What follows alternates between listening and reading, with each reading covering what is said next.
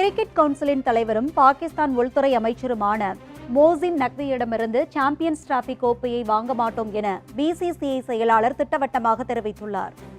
அண்மையில் நடைபெற்ற ஆசிய கோப்பை இறுதிப் போட்டியில் பாகிஸ்தானை வீழ்த்தி இந்தியா 9வது முறையாக சாம்பியன் பட்டத்தை தட்டி சென்றது.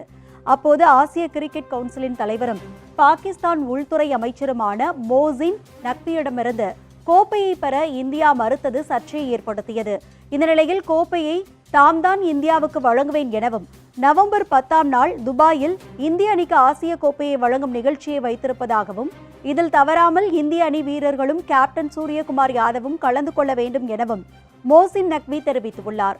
இதற்கு விடையளித்துள்ள பிசிசிஐ செயலாளர் சாம்பியன்ஸ் டிராபி கோப்பையை நக்வியின் கைகளிலிருந்து வாங்க மாட்டோம் என திட்டவட்டமாக தெரிவித்துள்ளார்.